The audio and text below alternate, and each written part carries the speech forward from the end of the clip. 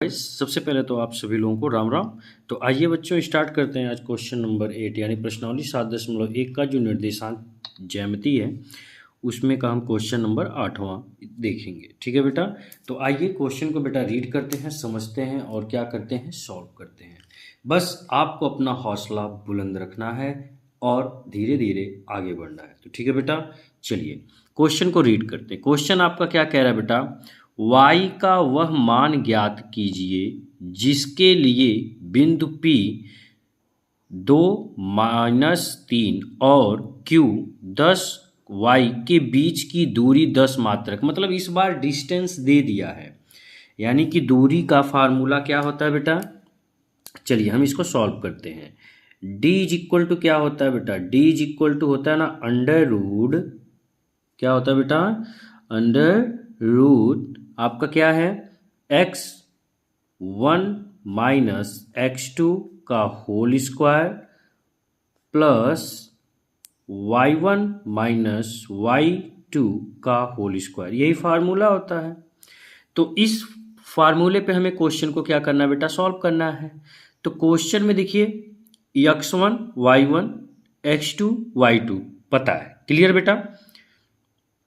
दूसरा आपका क्या कह रहा है कि जो उसका मात्रक है वो कितना है आपका 10 है, यानी कि मात्रक बेटा दे दिया है। तो हम d की जगह क्या रख देंगे बेटा 10 बराबर अंडर रूट, x1 की वैल्यू कितनी बेटा 2 है, तो हम यहाँ पे लिखेंगे 2 माइनस x2 की वैल्यू आपका बेटा 10 है, तो 10 का होल स्क्वायर, ठीक, प्लस है, प्लस लगा दो बेटा।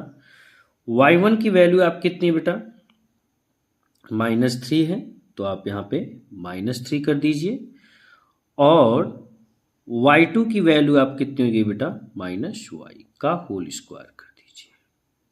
ठीक बेटा, यहाँ पे कोई दिक्कत नहीं होनी चाहिए।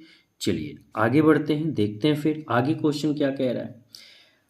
अब आप बताइए यहाँ पे, ये देखिए सबसे पहले तो आप इनको क्या करिए, सॉल्व कर लीजिए। तो 10 बराबर अंडर रूट, 2 में से 10 को घटाओगे तो कितना आएगा बेटा -8 का होल स्क्वायर प्लस, ठीक है, 3 - y कितना बेटा आपका 3 - y है का होल स्क्वायर है, ठीक है, कितना है आपका 3 -3 एंड -y, तो हम इसको लिख सकते हैं -3 - y का होल स्क्वायर। अब देखिए यह अंडर रूट हटाएंगे तो इधर हो जाएगा आपका 10 का वर्ग इज इक्वल टू 8 8 जा आपका हो जाएगा बेटा 64, 8 64 होता है ना। अब -3 अब -y का होल स्क्वायर, ठीक है, तो यह भी आपका क्या हो जाएगा बेटा, इसको हम क्या करेंगे, सॉल्व करेंगे।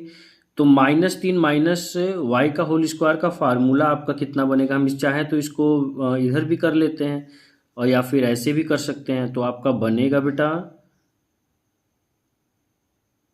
प्लस -3 -y का होल स्क्वायर, ठीक।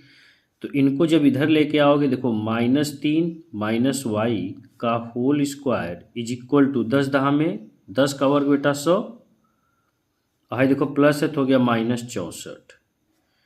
तो देखिए माइनस जब कॉमन लेंगे तो आपका बनेगा क्या 3 + y का होल स्क्वायर, और 10 मतलब 100 में से 64 जब घटाओगे तो आपका बनेगा कितना बेटा 36, और 3 + y, ये देखो स्क्वायर हटाओगे तो ये हो जाएगा अंडर रूट में 36, तो 3 + y बराबर 36 में से 36 का स्क्वायर रूट निकालेंगे तो कितना हो जाएगा बेटा 6, और अंडर रूट से बाहर प्लस और माइनस होता है नहीं होता है बेटा।